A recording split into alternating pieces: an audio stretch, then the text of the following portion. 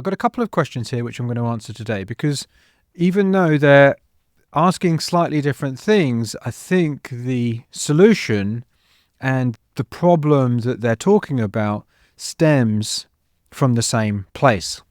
First, from Anthony, I've noticed that I still compare my music to others a lot and fear that it's too different from whatever's popular in the genre that I'm working on. On a rational level, I know that I don't gain anything from comparing my music like this, but the desire still pops up now and then. The automatic music machine lets me work around this and still finish music, so it's not a productivity killer, but I can't work out what underlying assumption is behind it. I have some theories, but would be interested to hear your take. The funniest thing about this whole situation is that the tracks I'm most proud of are not the ones that sound a lot like the things I've heard before. I have to remind myself of this when I start getting that worry that this is cool, but it doesn't sound like X.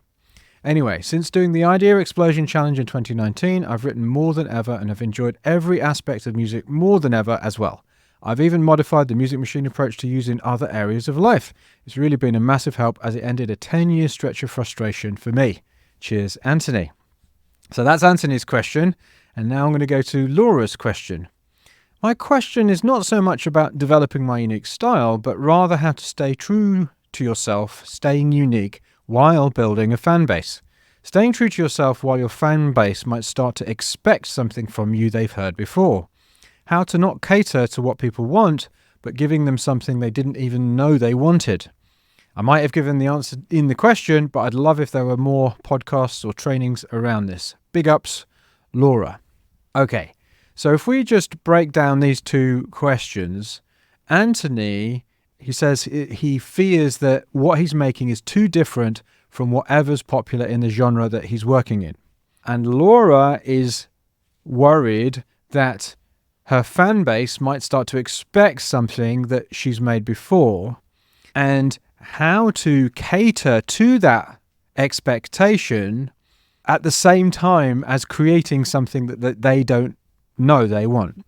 So when you have a fear or concern or something that you are resisting in this way, it's important to get really clear on what's behind the fear. And actually, the first question to ask is this a concern now?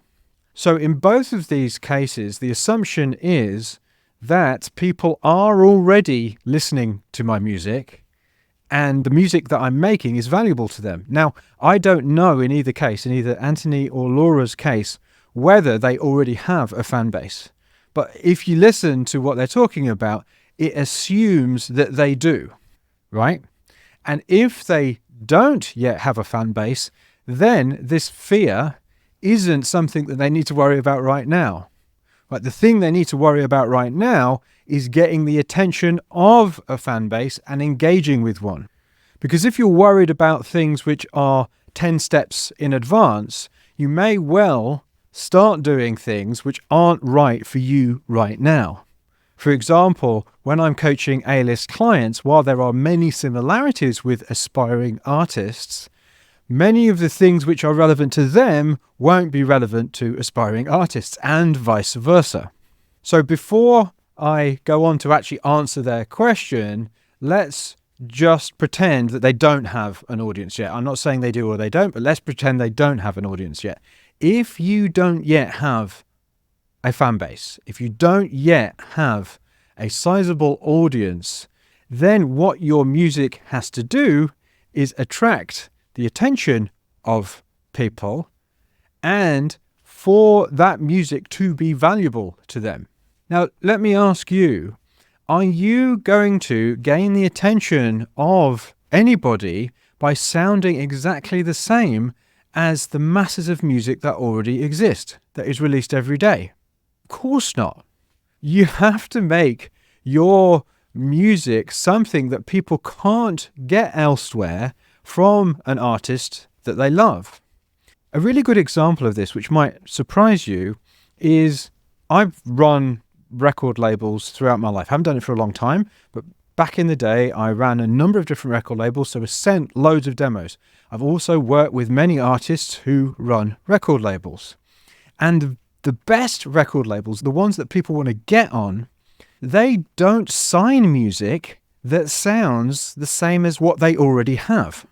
What they want is a unique take on what they do. This is universally the case with the good labels.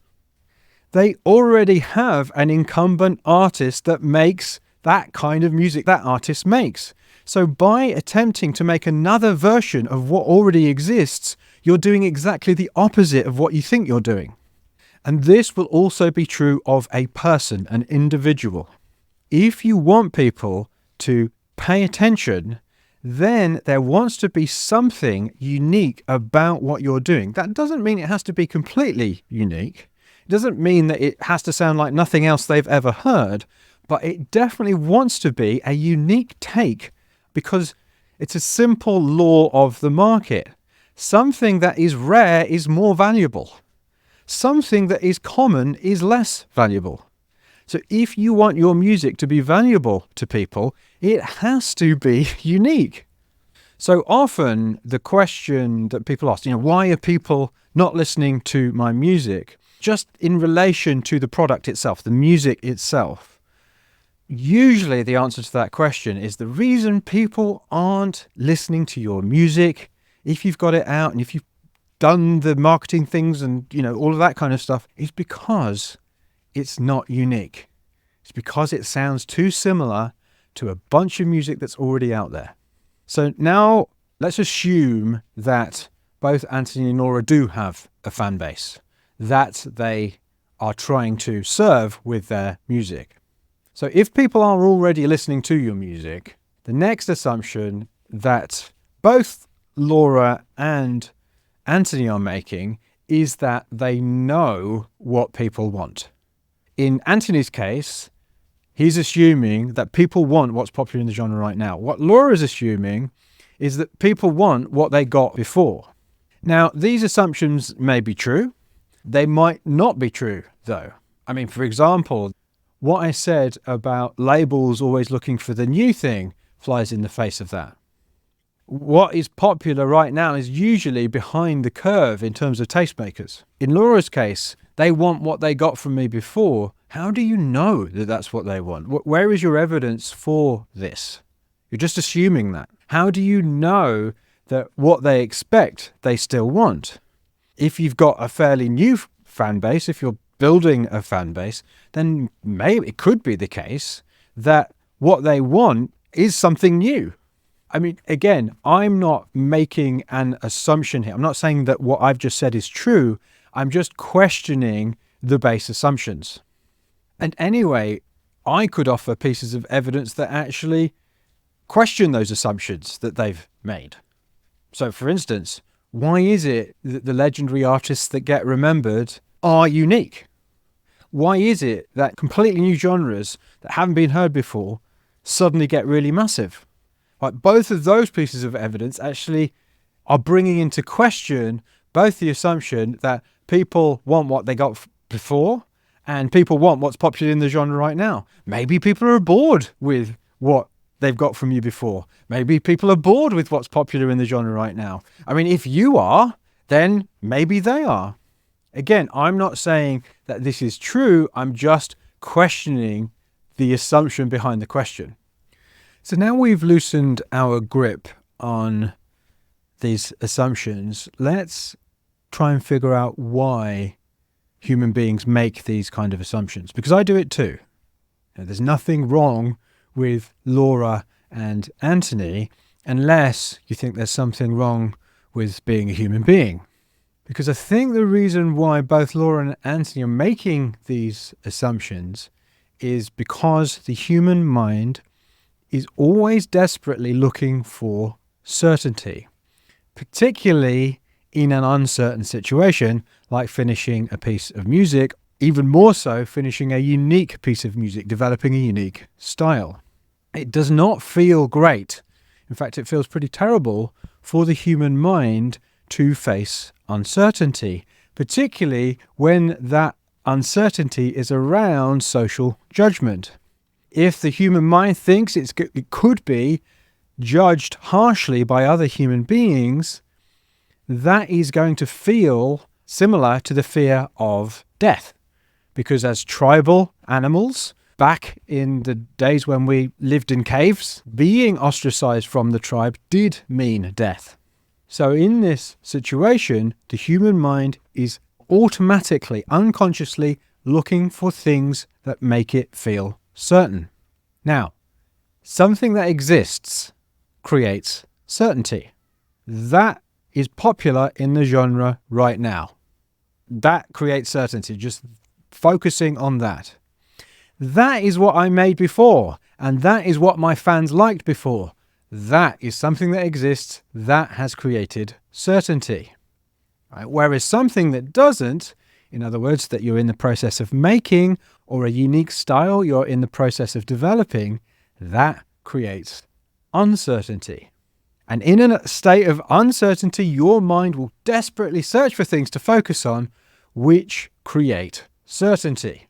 But if you want to inoculate yourself against the AI music generators, the robots that are coming, and also position yourself apart and therefore above the crowd, then you have to find ways of overcoming this feeling of uncertainty, of creating something new and unique, by focusing upon things that you can be certain of, but which serve your continuing unique style development.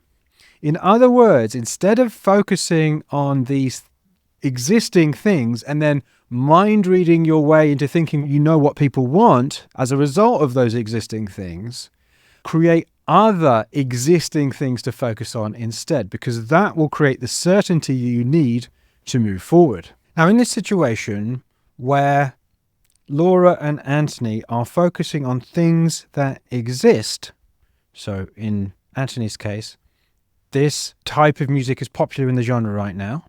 And in Laura's case, my fans liked the previous version of my music, so they like the stuff I did in the past. They're both focusing on things that exist, but what they're also doing, you'll notice, is they're focusing on things that they don't control and that they can't know.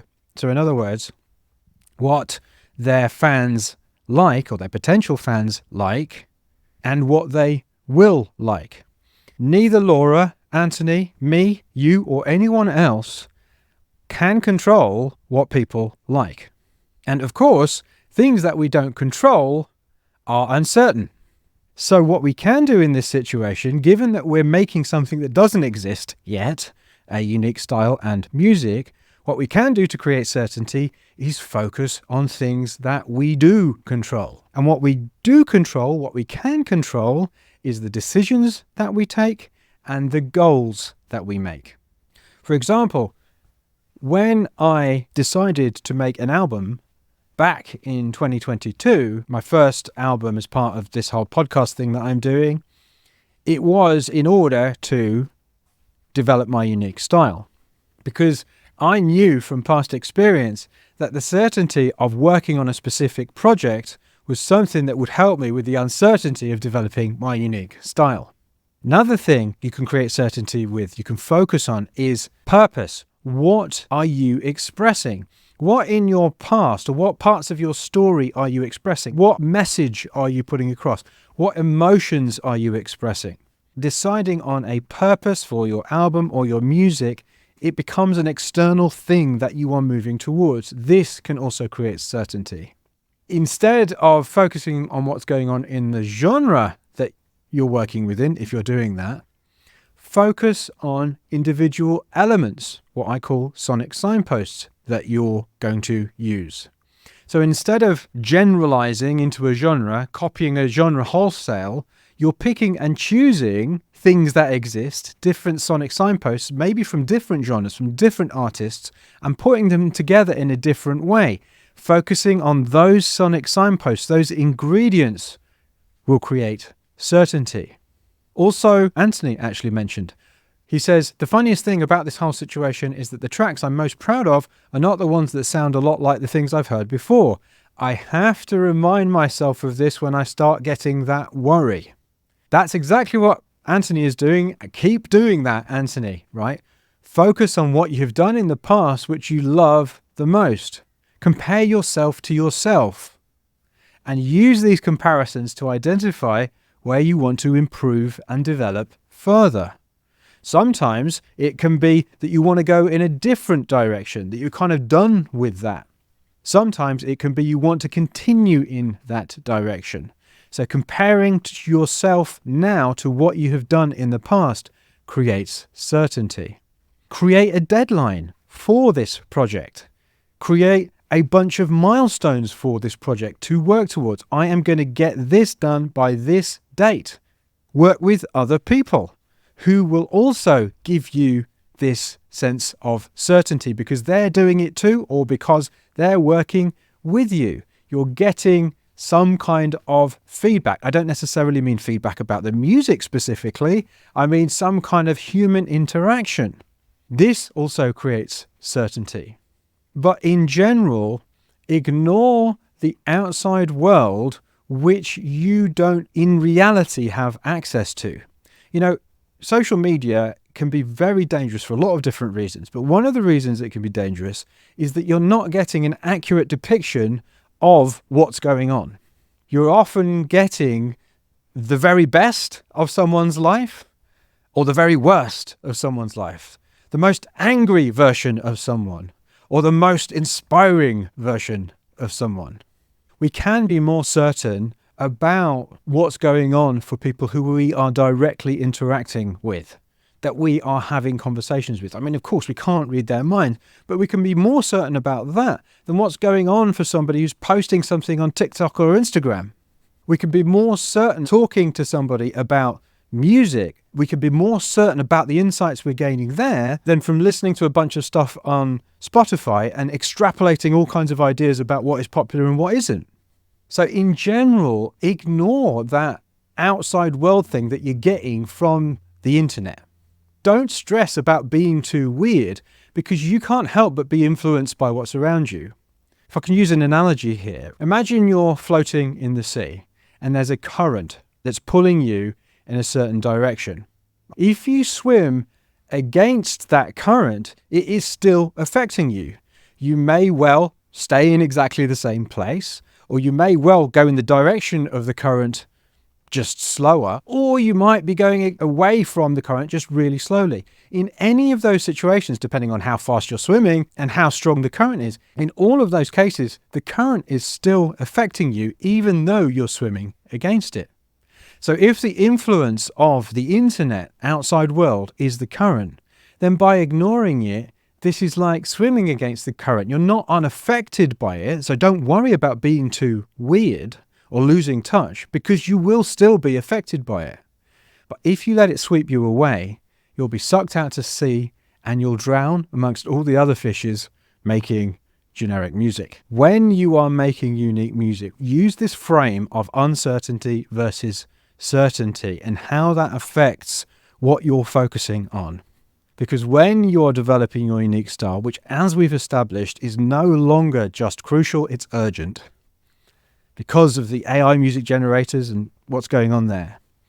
When you are developing your unique style, you have to recognize this is inherently an uncertainty creating situation. It's like a perfect storm of uncertainty. So in that situation, what you have to do is make decisions to focus on certain things which make you feel more certain. Focus on things that we do control. Deadlines, ingredients, the purpose, finishing a specific project, working with other people. These are all things that will make you feel more certain and stop you from making assumptions and mind reading people who you don't know. And if you'd like my help to make unique music, make an album with Mike 6, make a unique album with Mike, in fact, which is a brand new version of the program, is starting very soon. I've specifically designed this program to create elements which will make you feel more certain. Because as I've been obsessed with making unique music for most of my music making career, I'm all too aware of how challenging it can be. So if you're interested in making an album over the next 3 months and in so doing develop your unique style, then all you need to do is send me an email, mike@makemusicyourlife.com, and I'll send you all the details. And with all that said, all I have to say is onwards and upwards.